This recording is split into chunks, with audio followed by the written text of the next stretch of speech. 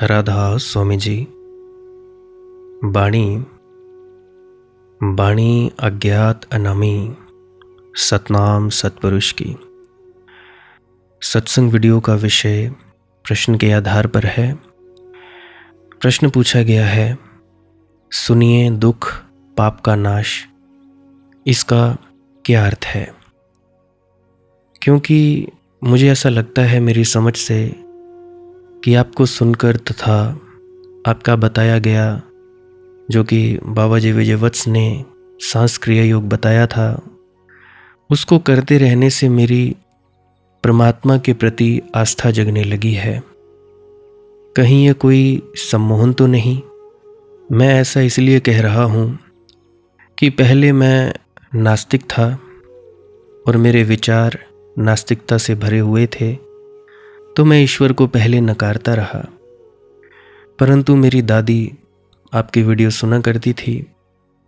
एक दिन ऐसे ही मैं बैठा हुआ था पास में, तो जो हॉल होता है वहाँ पे बैठी हुई थी दादी। तो मैंने आपको सुना और जब से सुना तो सुनता ही चला गया। तो सुनते सुनते मेरी आस्था जगने लगी।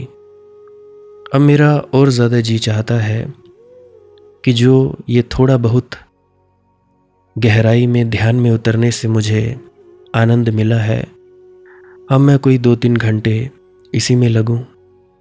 परंतु फिर भी मुझे शक पड़ता है कि ये कोई सम्मोहन तो नहीं आपका, तो कृपया बताने की कृपा करें।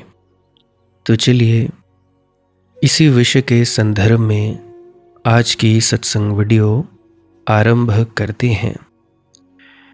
प्यारी साथ संगत जी, आप सभी के भीतर बैठे परमात्मा को मेरा प्रणाम, आप सभी के चरणों में मेरा प्रणाम स्वीकार करें।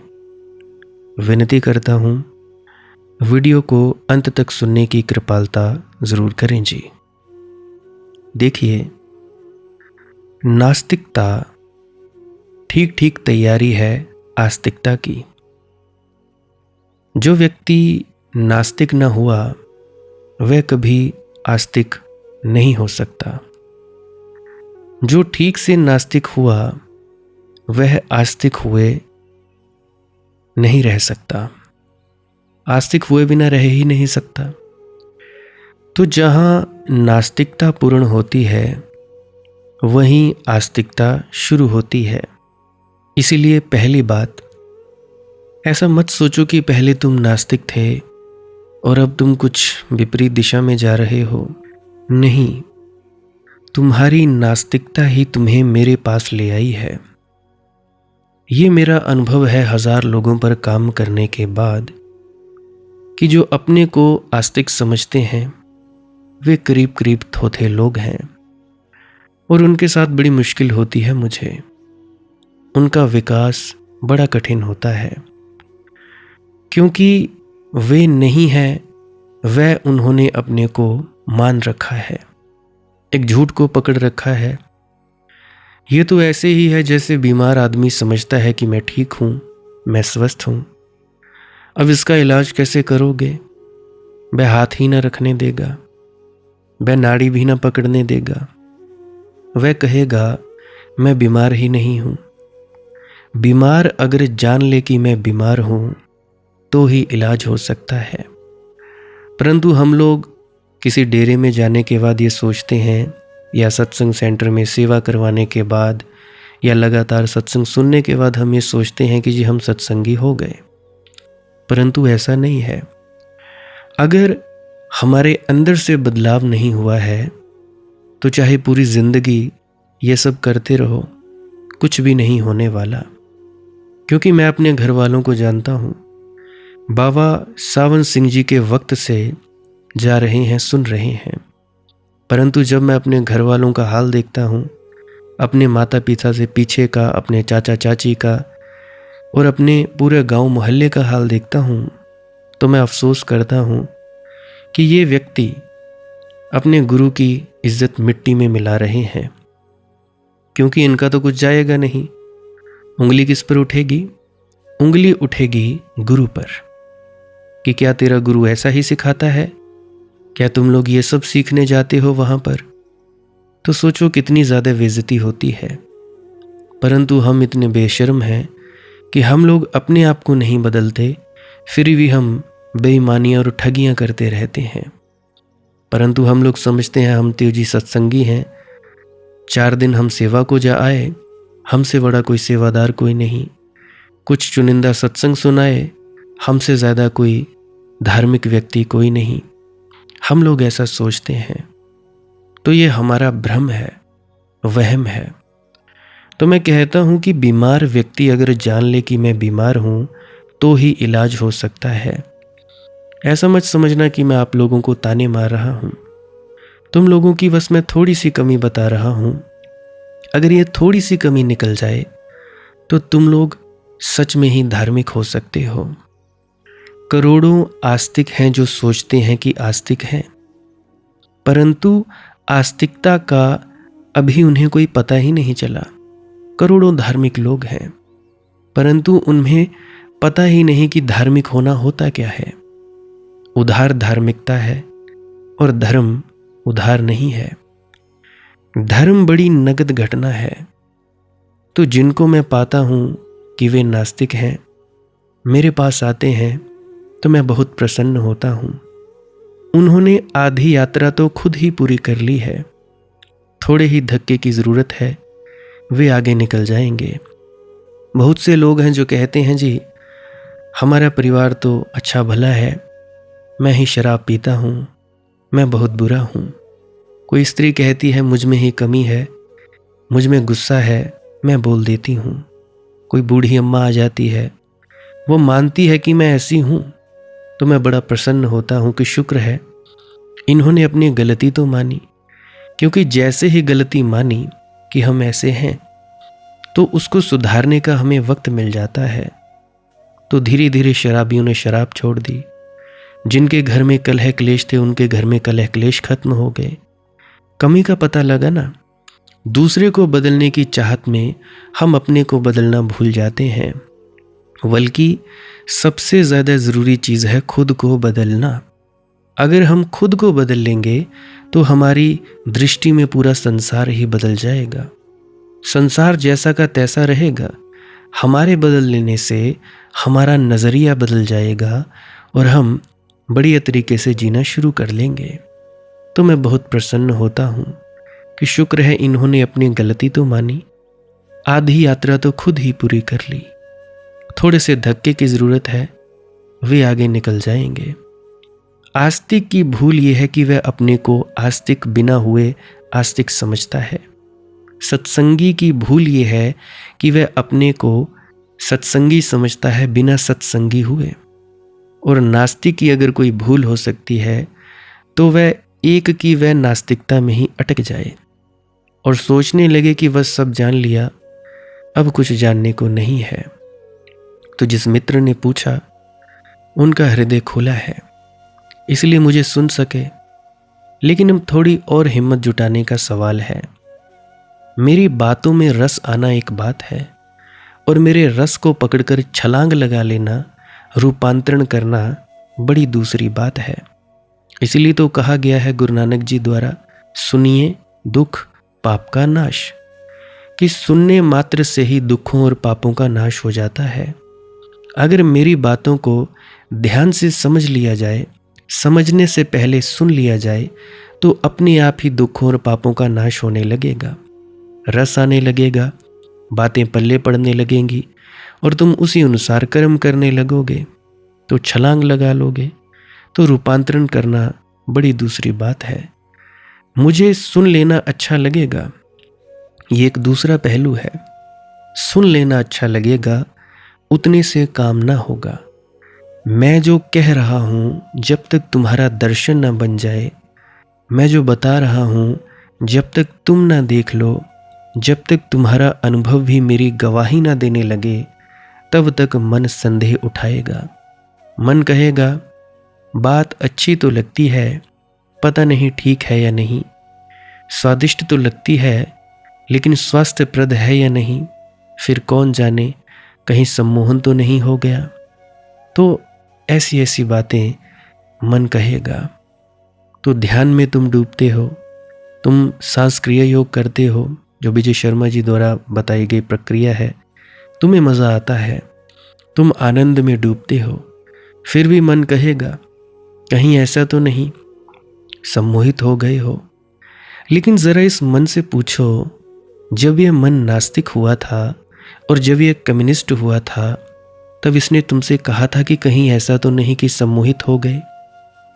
इसने तब नहीं कहा था, क्योंकि तब इसको कोई खतरा ना था। नास्तिकता में मन मज़े से जी सकता है। नास्तिकता मन के लिए ठीक ठीक खाद है। चूंकि नहीं कहना है, नहीं कहना मन के लिए बड़ा सुगम है। हाँ कहने में अड़चन आती है, नहीं में संघर्ष है। संघर्ष से अहंकार मजबूत होता है। हाँ समर्पण है, हाँ कहने से अहंकार गिरता है। तो मन अब हजार सवाल उठाएगा, कहीं सम्मोहन तो नहीं है? मन ये कह रहा है रुको, जल्दी मत करो। लेकिन ध्यान रहे, अगर जल्दी ना की तो मन कभी भी ना करने देगा। वह कहेगा कल कभी आता नहीं। और फिर मैं तुमसे ये पूछता हूँ, इतने दिन नास्तिक रहे, आस्तिकता इतनी जल्दी सम्मोहित कर लेगी? हाँ, साधारण आस्तिक जिन्होंने नास्तिकता जानी ही नहीं हो सकता है आसानी से सम्मोहित हो जाएं। लेकिन नास्तिक, तुम तो लड़ रहे हो पूरी तरह मुझसे, फिर भी बाजी हारते चले जा रहे हो। तो मन कहता है उलट दो बाजी, बंद ही करो ये खेल। हार तो निश्चित हुई चली जाती है, अब सम्मोहन का क्या अर्थ होता है? दूसरे जो कह रहे हैं उनकी देखी देखी कुछ करने लगो तो सम्मोहन है। दूसरों की देखा देखी करने की कोई ज़रूरत नहीं है। तुम्हारा ध्यान तुम्हें सुख दे रहा हो, मुझे सुनकर तुम्हें प्रकाश का कोई झरोखा दिखाई पड़ रहा हो, मेरे को सुनकर तुम्हारे हृदय का कोई वातायन खुलता हो, हवा का ताज़ा झोंका आता हो, तो अपने सुख की सुनो, मन की मत सुनो। मैं तुमसे कह सकता हूँ, वस्तुतः दुखी रहने की बजाय सम्मोहित होकर सुखी रहना बेहतर है। सम्मोहन ये है नहीं, अनुभव तुम्हें बताएगा। सजगता से होशपूर्वक उतरो। अगर तुम्हारा आनंद बढ़ता जाए, तुम्हारा जीवन अनुभव सुस्पष्ट होने लगे, धुंधली धुंधली छायाएं हटने लगें और प्रकाश पास आने लगे, तो अपने अनुभव की ही सुनना। लेकिन मुझे एक मौका दो, फिर तुम्हें लौट जाना हो, अनुभव के बाद मजे से लौट जाना। ये इसलिए कहता हूं कि कोई कभी लौटता नहीं अनुभव के बाद।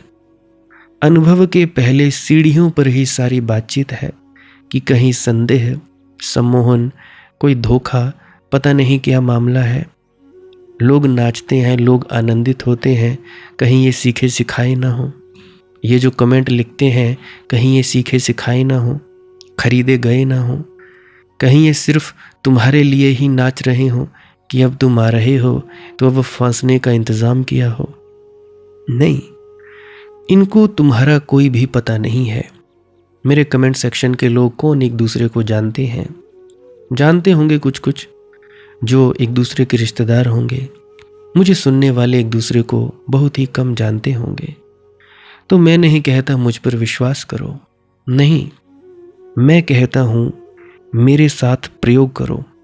सिर्फ प्रयोग, हाइपोथेटिकल। मुझ पर भरोसा करने की अभी कोई ज़रूरत नहीं है। तुम्हारा अनुभव ही अगर भरोसा ले आए तब बात दूसरी।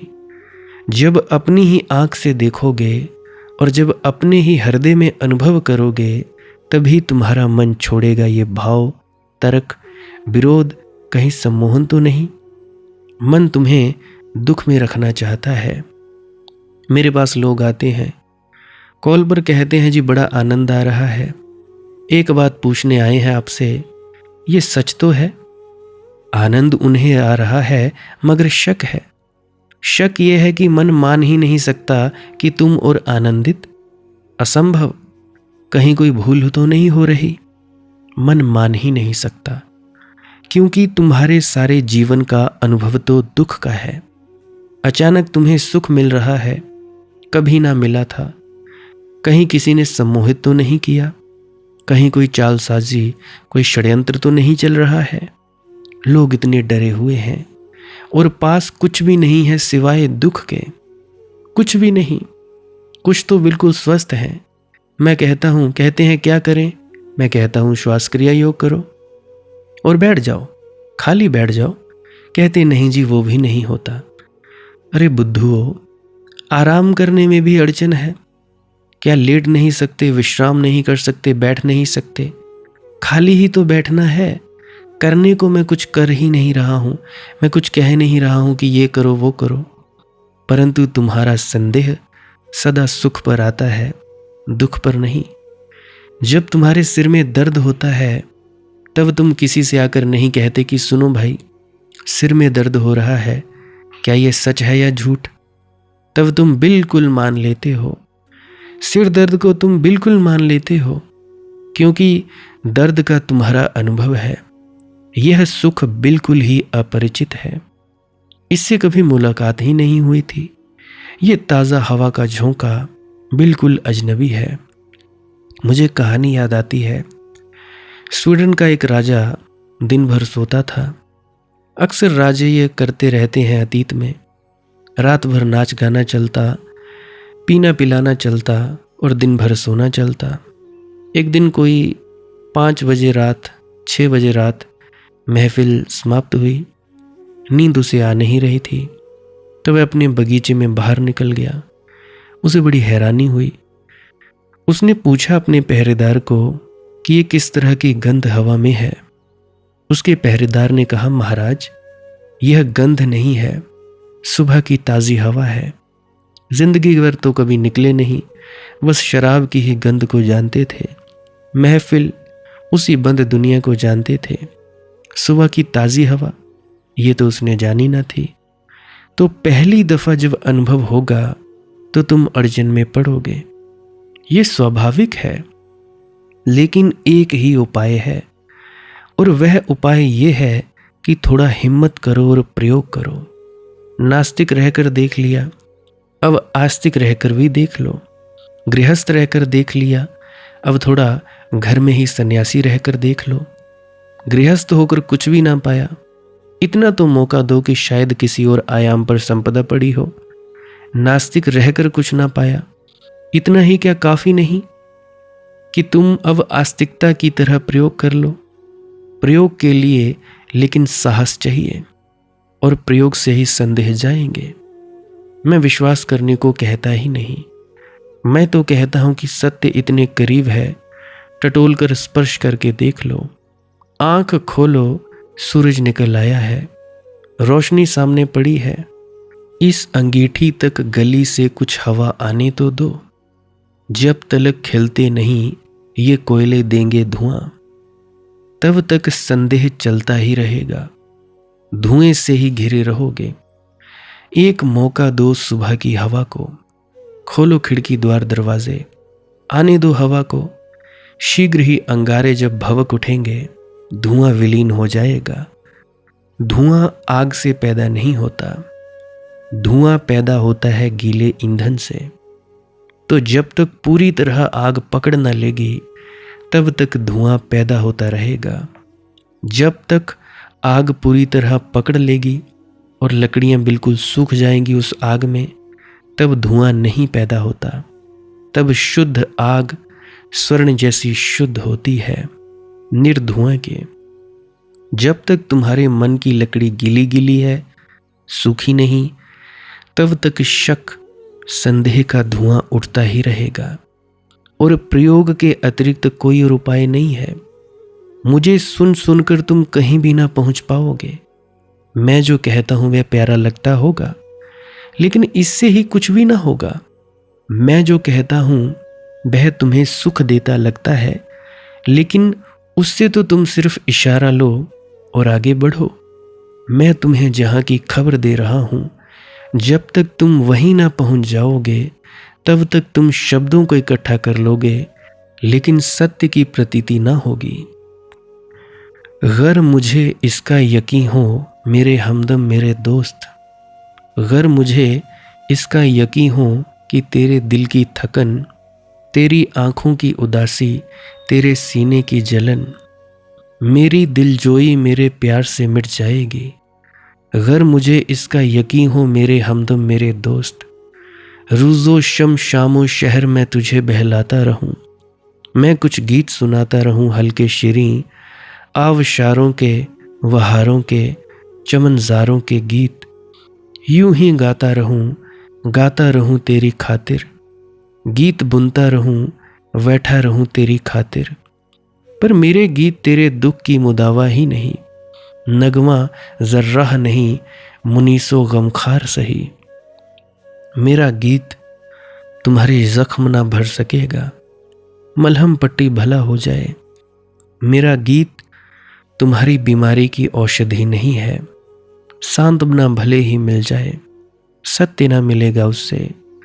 मेरे गीत में तुम सो मत जाना, ये कोई लोरी नहीं है, ये तुम्हें सुलाने के लिए नहीं, तुम्हें जागृत करने की पुकार है, आवाज है। मेरी बातें तुम्हें अच्छी लगती हैं, अच्छा है कि अच्छी लगती हैं, मगर इसे काफी मत मान लेना। जरूर है, काफी नहीं है, थोड़ा और चलो। मेरी बात अच्छी लगी है, मेरे जैसे होकर भी देखो, तब असली द्वार खुलेंगे। जीवन अवसर है जानने के लिए, घबराओ मत। पग डंडियां अंधेरे बीहड़ में ले जाती हैं, लेकिन जिसको भी पहुंचना हो पग डंडियों से ही पहुंचता है, राजपथ नहीं है। राजपथ पर भीड़ चलती है। ये तो जो मैं तुम्हें समझा रहा हूं अकेले चलने का मार्ग है। इसमें तुम धीरे धीरे परम एकांत को उपलब्ध हो जाओगे। वहीं तुम्हें पता चलेगा क्या सत्य है क्या झूठ है। इसलिए जल्दी निर्णय मत लेना, बाहर द्वार पर बैठे बैठे निर्णय मत ले लेना। मेरा निमंत्रण है, महल के भीतर आओ। मैं यहां हूं, जब तक हूं तब तक डूब लो, जब तक हूं तब तक एक द्वार खुला है। हिम्मत कर लो, शास्त्र तो सदा रहेंगे। मैं जो कहता हूं वह तुम फिर आगे भी पढ़ लोगे। वीडियोस रहेंगी या कोई उठाकर किताब बना लेगा। सोच विचार खूब कर लेना पीछे, लेकिन अभी स्थगित मत करो। इतना क्या डर है, इतनी क्या घबराहट है? क्या अपने पर भरोसा बिल्कुल भी नहीं है कि जब ध्यान का भाव उठा है तुम्हें यह भी पक्का नहीं कि वह तुम्हारा भाव है कि दूसरों को देखकर उठाया है? तुम्हें क्या अपनी इतनी भी पहचान नहीं है? श्रद्धा जगे तो भी तुम संदिग्ध हो। संदेह मिट जाएगा एक क्षण में, ऐसा मैं नहीं कहता हूं। और यह भी मैं नहीं कहता कि श्रद्धा तभी होगी जब संदेह मिट जाएगा। अगर ऐसा कहता तो असंभव थी बात। मैं कहता हूं संदेह है माना। संदेह के बावजूद श्रद्धा का जो नया अंकुर उठ रहा है उसे मौका दो, फिर तुम तोल लेना बाद में। अगर तुम्हें लगे कि नास्तिक की नहीं ज्यादा मुक्तिदायी थी, आस्तिक की हां से वापस लौट जाना। पीछे तुम्हें लगे कि श्रद्धा से तो अश्रद्धा ही बेहतर थी तो लौट जाना। लेकिन दोनों का अनुभव तो कर लो, ताकि तुलना कर सको, ताकि विचार कर सको। एक का तो तुमने अनुभव किया है, संदेह का, नास्तिकता का। अब दूसरे का अनुभव बिना किए निर्णय मत करो। मुझे बात याद आती है फकीरुद्दीन भाई गांव का काजी हो गया था। पहला ही मुकदमा आया तो उसने एक पक्ष का वक्तव्य सुना और कहा, ठीक, बिल्कुल ठीक। कोर्ट का जो क्लर्क था वह उठा, उसने पास आकर कहा कि महानुभाव, अभी तो आपने एक का ही वक्तव्य सुना है, अभी विरोधी का तो कुछ मौका दें। आप तो निर्णय ही देने लगे कि बिल्कुल ठीक है। फकीरुद्दीन भाई ने कहा, लेकिन उसमें तो मैं जरा भ्रम में पड़ जाऊंगा। अगर दोनों की सुनी तो कंफ्यूजन पैदा हो जाएगा। मगर उसने कहा, यही तो नियम है कोर्ट का। उसने कहा कि चलो ठीक। दूसरे ने भी सुन ली। दूसरे की सुनी तो बोला, बिल्कुल ठीक, बिल्कुल सत्य कह रहे हो। वह क्लर्क बोला, आप ये क्या कह रहे हैं? पहले को भी ठीक कह दिया, दूसरे को भी ठीक कह दिया। फकीरुद्दीन ने कहा, बिल्कुल ठीक कह रहे हो, मौका दो, फिर शांत निश्चिंत मन से निर्णय करना। आज तक ऐसा कभी नहीं हुआ कि जिसने नास्तिकता और आस्तिकता के दोनों अनुभव किए उसने दोबारा नास्तिकता चुनी हो। यह हुआ ही नहीं, यह अपवाद भी नहीं हुआ, यह हो ही नहीं सकता। एक दफा पर खा जाए हीरों की, फिर कौन कंकड़ पत्थरों को ढोता है। देखो, वेद की कोई ज़रूरत नहीं, कुरान की कोई ज़रूरत नहीं, ना जोग की ना तप की, किसी की कोई ज़रूरत नहीं है, ना मंदिर की ना मस्जिद की।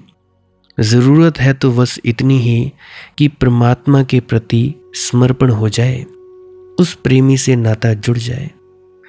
कुरान, वेद, पुराण, कितने लोग उन्हें पढ़ रहे हैं, क्या पाया? इसको गौर से देखोगे तो तुम्हें समझ में आ जाएगा कि शास्त्रों से कुछ भी नहीं होता। होता तो सारा संसार कभी का रूपांतरित हो गया होता। कितने शास्त्र हैं, गजब है, सच को सच कहते नहीं वो, कुरान और उपनिषद खोले हुए हैं। गौर से देखो, कुरान और उपनिषद की छाया में कितने पाखंड चल रहे हैं, शब्दों के पीछे कितना धोखा पड़ा हुआ है। भक्ति का शास्त्र इतना ही है कि उस परमात्मा के प्रेम में पड़ जाना ही सब कुछ है। जिसने प्रेम जाना उसने सब जाना, और बाकी सब जानने में जो अपने को उलझाए रहा उस सब को तो जान ही ना पाएगा, प्रेम को भी ना जान पाएगा। प्रेम की कठिनाई यही है कि उसके संबंध में कुछ कहा नहीं जा सकता, इसलिए प्रेम का कोई शास्त्र भी नहीं बन सकता। बस इतना ही समझ लेना कि प्रेम गीत से प्रकट हुआ है, नृत्य से प्रकट हुआ है, और कुछ कहने का उपाय नहीं है। इसीलिए भक्त रोते हैं, कंठावरोध हो जाता है, आंखों से आंसू झरते हैं, एक दूसरे से संभाषण करते हैं। उनके कारण ही ये पृथ्वी स्वर्ग की तरह पूज्य हो गई है। भक्तों का सत्संग करो, तलाश करो उनकी जो उसके प्रेम में रंगे हों, उसके प्रेम में पड़े हों, ताकि तुम्हें भी वह प्रेम छू ले, तुम भी उसमें पड़ जाओ।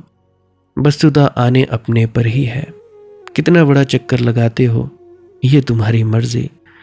शास्त्र से गए तो बहुत बड़ा चक्कर है, जबकि परमात्मा द्वार पर खड़ा था, सीधे तुम जा सकते थे। हम ही थे क्या जुस्तजू का हासिल, हम ही थे क्या आप अपनी मंजिल, वहीं पर आकर ठहर गया दिल, चले थे जिस राह गुजर से पहले। तुम ही हो मंजिल, तुम ही हो मार्ग, तुम ही हो खोजने वाले, तुम ही हो खोज, तुम ही हो खोजा जाने वाला सत्य। यही है प्रेम एकमात्र शास्त्र, प्रेम का शास्त्र ही एकमात्र धर्मशास्त्र है। अब तुम लोग जरा सोचो, क्या कभी तुम्हारे भीतर यह प्रश्न उठा है कि जिसे तुम खोज रहे हो वह कहीं बाहर है भी या नहीं? क्या कभी रात के सन्नाटे में जब दुनिया सो जाती है तुमने अपने भीतर किसी अनजानी पुकार को सुना है? एक ऐसी पुकार जिसका कोई शब्द नहीं, कोई भाषा नहीं, फिर भी वह तुम्हें बुलाती रहती है। कौन बुला रहा है और किसे बुला रहा है? अजीब बात है, हजारों वर्षों से मनुष्य खोज रहा है। किसी ने उसे परमात्मा कहा, किसी ने उसे सत्य कहा, किसी ने मोक्ष कहा, किसी ने निर्वाण, किसी ने सचखंड कहा और किसी ने प्रेम। लेकिन क्या तुमने कभी सोचा कि यदि खोज इतनी पुरानी है तो मंजिल अभी तक मिली क्यों नहीं? क्या कारण है कि लाखों लोग मंदिर में गए, मस्जिद में झुके, तीर्थों की धूल छानी, शास्त्रों के पर्वत खड़े कर दिए, फिर भी भीतर की प्यास बुझी नहीं? क्या कहीं ऐसा तो नहीं कि खोज की दिशा ही गलत रही? क्योंकि जो खोज रहा है वह स्वयं को भूल चुका है, और जब खोजने वाला स्वयं को भूल जाए तो सारी खोज भटकाव बन जाती है। अभी मैं तुम्हें एक और बात साझा कर रहा हूं, एक ऐसा रहस्य जो कि सुनने में सरल लगता है परंतु उतना ही ज्यादा पेचीदा। यदि तुमने इसे सचमुच समझ लिया तो तुम्हारी पूरी जिंदगी बदल सकती है। रहस्य ये है, तुम ही हो मंजिल, तुम ही हो मार्ग, तुम ही हो खोजने वाले, तुम ही हो खोज, और तुम ही हो खोजा जाने वाला सत्य। लेकिन रुक जाओ, मन तुरंत कहेगा ये कैसे संभव है? यदि मैं ही मंजिल हूं तो फिर ये बेचैनी क्यों? यदि मैं ही सत्य हूं तो फिर ये अज्ञान क्यों? यदि मैं ही परमात्मा हूं तो फिर ये दुख, संघर्ष, ये भटकन क्यों? यही तो रहस्य है। सागर की एक लहर यदि स्वयं को केवल लहर समझ बैठे तो वह सागर को खोजने निकल पड़ेगी। वह पहाड़ों पर जाएगी, तीर्थों पर जाएगी, गुरुओं के पास जाएगी, ग्रंथों में डूबेगी, कभी इस पंथ से उस पंथ तक छलांग लगाएगी, लेकिन सागर कहाँ मिलेगा? जिस क्षण उसे याद आ जाए कि वह स्वयं सागर का ही रूप है, उसी क्षण खोज समाप्त हो जाएगी। सदियों से मनुष्य यही भूल करता आया है।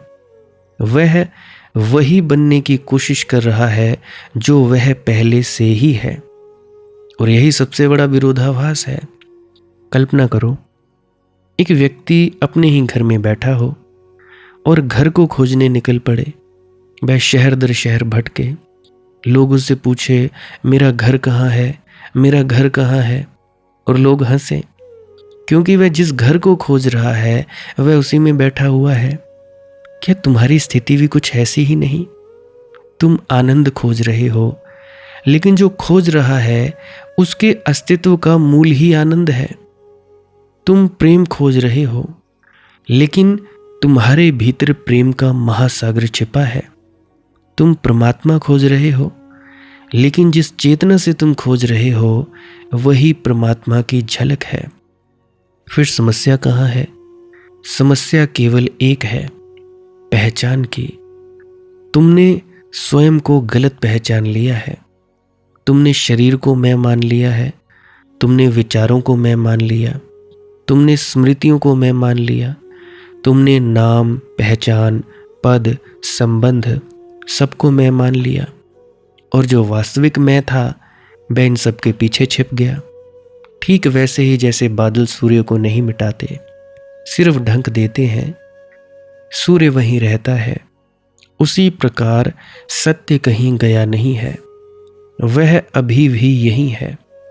इस क्षण तुम्हारी सांसों के बीच, तुम्हारी धड़कनों के भीतर, तुम्हारी चेतना की गहराई में, लेकिन तुम बाहर देख रहे हो और सत्य भीतर प्रतीक्षा कर रहा है। क्या तुमने कभी गौर किया कि खोजने वाला और खोजी जाने वाली वस्तु दोनों का अनुभव तुम्हारे भीतर ही होता है? तुम प्रश्न भी हो और उत्तर भी, तुम प्यास भी हो और जल भी, तुम अंधकार भी हो और प्रकाश भी, तुम यात्रा भी हो और गंतव्य भी। यही कारण है कि सभी महान संतों ने अंततः एक ही बात कही। बुद्ध ने कहा अपने भीतर जाओ, महावीर ने कहा स्वयं को जानो, सूफियों ने कहा जिसे खोज रहे हो वह तुम्हारे दिल में है, उपनिषदों ने कहा तत्वमसि। बाबा जी महाराज फरमाते हैं वाणियों को लेकर कि भाई अपने अंदरों मिलूंगा, बाहरों नहीं। उपनिषदों ने कहा तत्वमसि, तू वही है, लेकिन मन को यह स्वीकार नहीं, क्योंकि यदि यह सच हो गया तो मन की सारी यात्राएं समाप्त हो जाएंगी, उसके सारे खेल खत्म हो जाएंगे, उसकी सारी महत्वाकांक्षाएं ढह जाएंगी, और तभी पहली बार मौन जन्म लेगा। एक ऐसा मौन जो शब्दों से नहीं आता, एक ऐसी शांति जो परिस्थितियों पर निर्भर नहीं करती, एक ऐसा आनंद जो किसी कारण से पैदा नहीं होता। तो आज इस यात्रा में हम बाहर नहीं जाएंगे, हम किसी मंदिर की ओर नहीं चलेंगे, हम किसी तीर्थ की ओर नहीं बढ़ेंगे।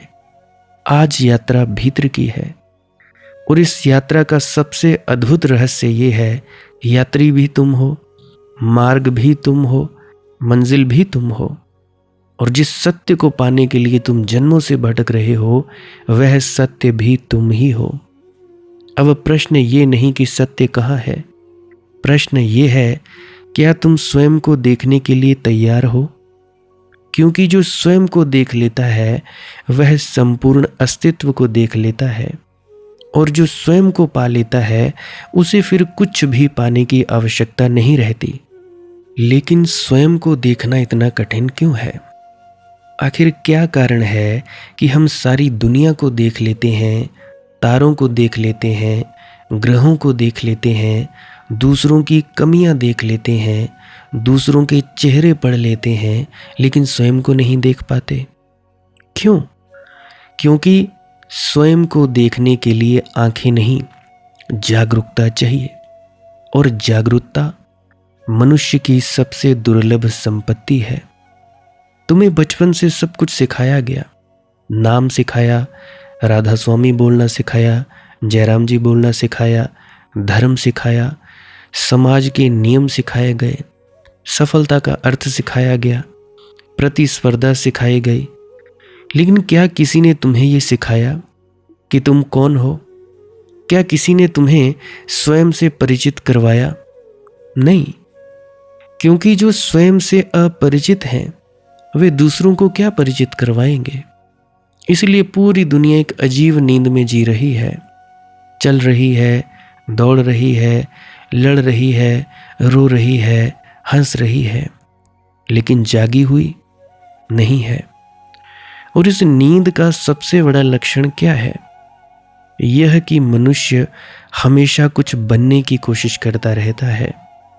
वह सोचता है जब मैं यह पालूंगा तब खुश हो जाऊंगा, जब वह मिल जाएगा तब पूर्ण हो जाऊंगा, जब मेरे ये व्यक्ति ठीक हो जाएगा बीमारी से तब मैं खुश हो जाऊंगा, जब लोग मेरी प्रशंसा करेंगे तब संतुष्ट हो जाऊंगा, जब पैसा आ जाएगा तब शांति मिल जाएगी, जब प्रेम मिलेगा तब जीवन सार्थक हो जाएगा। लेकिन क्या ऐसा कभी हुआ? थोड़ा रुककर अपने जीवन को देखो। जिन चीजों को पाने के लिए तुमने वर्षों तक संघर्ष किया, क्या उन्हें पाकर तुम्हें स्थायी संतोष मिला? नहीं, कुछ क्षणों की खुशी मिली, लेकिन फिर वही खालीपन लौट आया। फिर कोई नई इच्छा पैदा हो गई, फिर कोई नया लक्ष्य सामने आ गया, फिर दौड़ शुरू हो गई। ऐसा क्यों होता है? क्योंकि इच्छा का स्वभाव ही अधूरापन है। इच्छा कहती है जो है वह पर्याप्त नहीं है, कुछ और चाहिए, और यही कुछ और जीवन भर पीछा करवाता रहता है। लेकिन सत्य कहता है जो है वही पर्याप्त है, जो है वही पूर्ण है, जो है वही परमात्मा है। मन और सत्य के बीच यही संघर्ष है। मन भविष्य में जीता है, सत्य वर्तमान में। मन कहता है कल, सत्य कहता है अभी। मन कहता है वहां, सत्य कहता है यहीं। मन कहता है कुछ और बनो, सत्य कहता है जो हो उसे जानो। और जब तक तुम मन की भाषा में जीते रहोगे तब तक सत्य का संगीत सुनाई नहीं देगा, क्योंकि सत्य कोई विचार नहीं है, कोई सिद्धांत नहीं है, कोई दर्शन नहीं है। वह अनुभव है, जीवंत अनुभव। जैसे कोई व्यक्ति हजारों किताबें पढ़ ले पानी के बारे में, लेकिन प्यास तब तक नहीं बुझेगी जब तक वह पानी पी न ले। उसी तरह हजारों शास्त्र पढ़ लेने से आत्मज्ञान नहीं होता, कोई सचखंड तक नहीं पहुंचता। जब तक तुम स्वयं अपने भीतर उतरकर सत्य का स्वाद नहीं चखते तब तक नहीं होगा। और भीतर उतरना क्या है? कल भी मैंने बताया, क्या कोई विशेष साधना, कोई कठिन तपस्या, कोई पहाड़ों की यात्रा? नहीं, भीतर उतरना केवल कला है, साक्षी होने की कला। अभी इसी क्षण तुम मेरी आवाज सुन रहे हो, लेकिन क्या तुम सुनने वाले को भी देख सकते हो? विचार आ रहे हैं, क्या तुम विचारों को देखने वाले को पहचान सकते हो? भावनाएं उठ रही हैं, क्या तुम भावनाओं के पीछे मौजूद उस मौन उपस्थिति को महसूस कर सकते हो? यहीं से यात्रा शुरू होती है।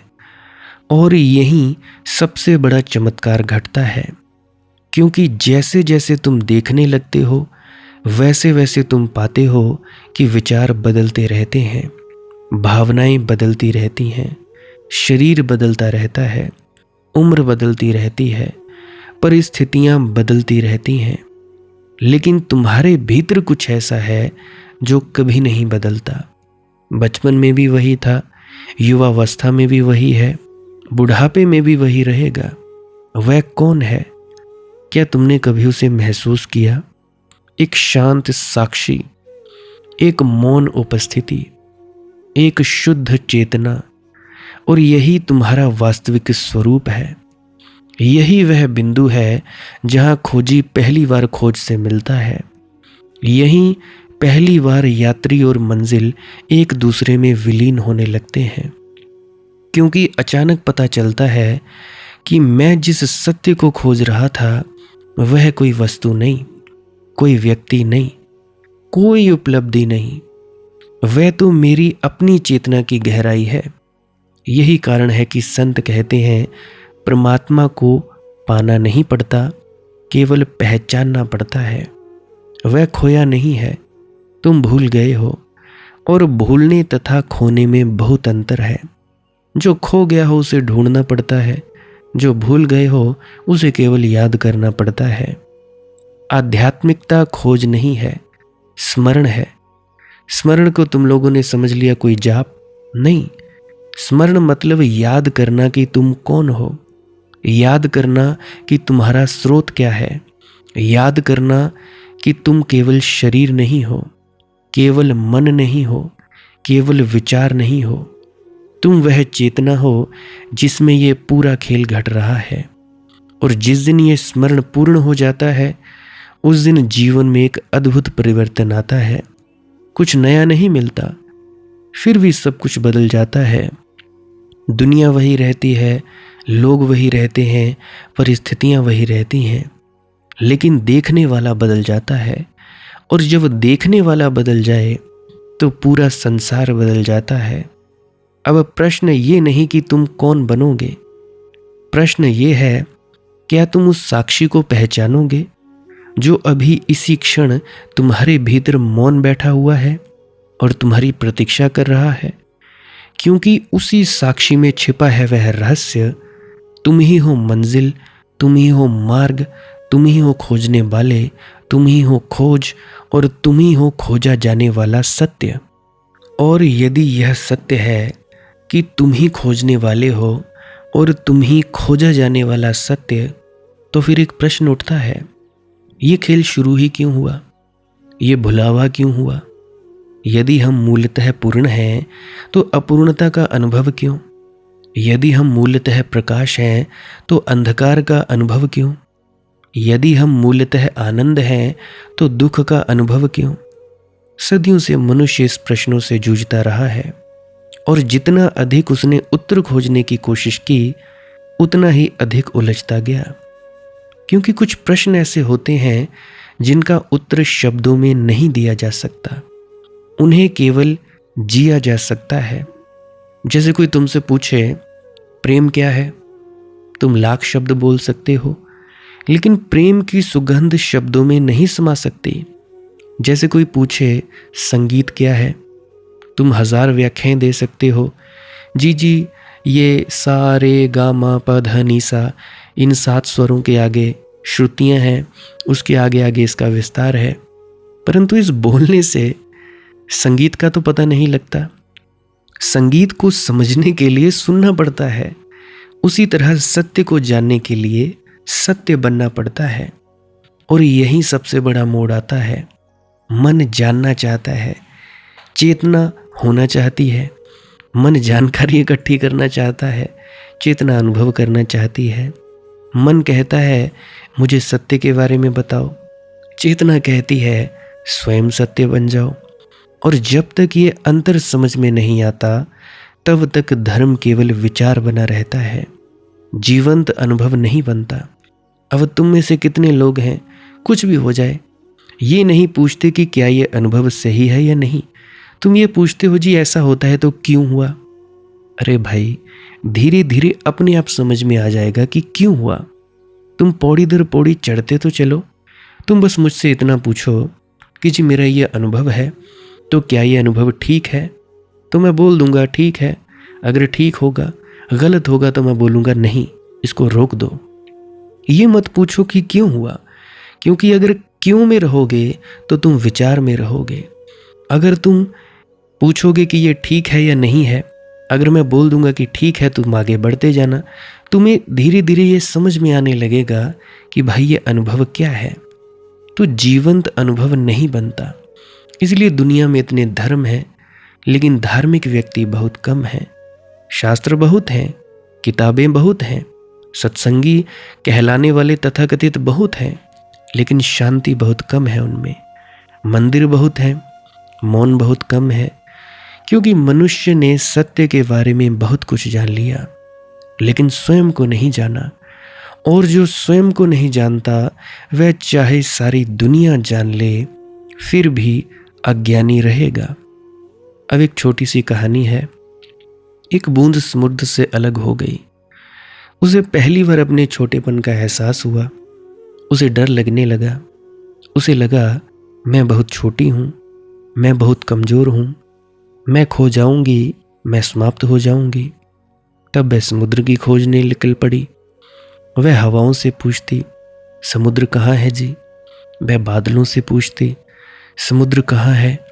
वह नदियों से पूछती, समुद्र कहाँ है? वर्षों बीत गए। एक दिन एक बूढ़ी लहर मुस्कुराई और बोली, पगली, तू जिसे खोज रही है उसी से तो बनी है। तू समुद्र को कैसे पाएगी? समुद्र से अलग कहाँ है?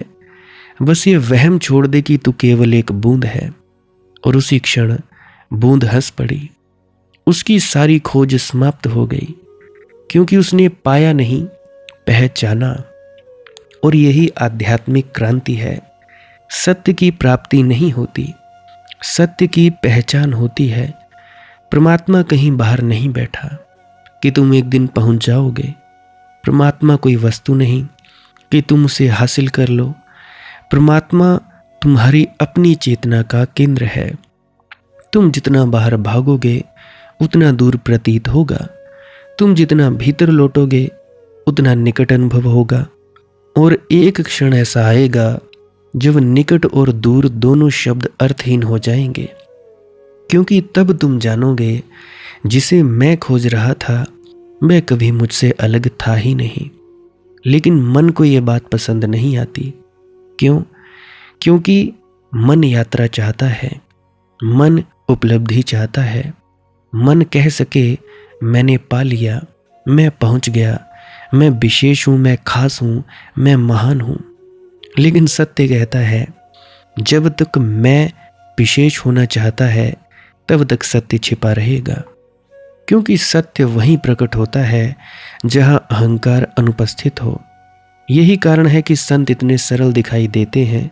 उनके पास दिखाने के लिए कुछ नहीं होता, सिद्ध करने के लिए कुछ नहीं होता, साबित करने के लिए कुछ नहीं होता। वे केवल होते हैं और उनके होने में एक संगीत होता है। उनके मौन में ही एक संदेश होता है। उनकी आंखों में ही एक आमंत्रण होता है, जैसे वे कह रहे हों तुम भी वही हो जो मैं हूं। फर्क केवल इतना है कि मुझे याद आ गया और तुम भूल गए हो। क्या तुमने कभी देखा है जब कोई छोटा बच्चा जन्म लेता है उसकी आंखों में कैसी निर्मलता होती है, कैसी शुद्धता, कैसा मौन? क्यों? क्योंकि अभी अहंकार पूरी तरह बना नहीं है। अभी समाज की धूल उस पर जमी नहीं है। अभी वह अस्तित्व के अधिक निकट है। फिर धीरे धीरे उसे सिखाया जाता है तुम यह हो, तुम वह हो, तुम्हारा नाम ये है, तुम्हारा धर्म ये है, तुम्हारा गुरु ये है, तुम्हारी पहचान ये है। और इन सारी परतों के नीचे उसका वास्तविक स्वरूप छिपने लगता है। आध्यात्मिकता का अर्थ है इन परतों को हटाना, कुछ नया जोड़ना नहीं, कुछ नया बनाना नहीं, ना बनना, बल्कि जो झूठा है उसे गिरने देना, ताकि जो सच्चा है वह स्वयं प्रकट हो सके। और जब झूठ गिरने लगता है तो डर पैदा होता है, बहुत डर, क्योंकि अहंकार को लगता है मैं मर रहा हूं, और वास्तव में उसे मरना ही पड़ता है, क्योंकि सत्य और अहंकार साथ नहीं रह सकते। जिस दिन सत्य उदित होता है उस दिन अहंकार उसी प्रकार विलीन हो जाता है जैसे सूर्योदय होते ही अंधकार गायब हो जाता है। अंधकार को हटाना नहीं पड़ता, केवल प्रकाश लाना पड़ता है, और इसी तरह अज्ञान को मिटाना नहीं पड़ता, केवल जागना पड़ता है। तो अब तक की यात्रा में हमने जाना कि तुम खोजने वाले भी हो और खोजा जाने वाला सत्य भी, लेकिन अभी एक और रहस्य बाकी है, शायद सबसे बड़ा रहस्य।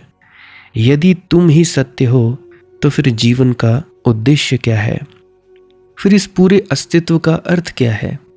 फिर जन्म, मृत्यु, प्रेम, पीड़ा, आनंद, इन सब का रहस्य क्या है?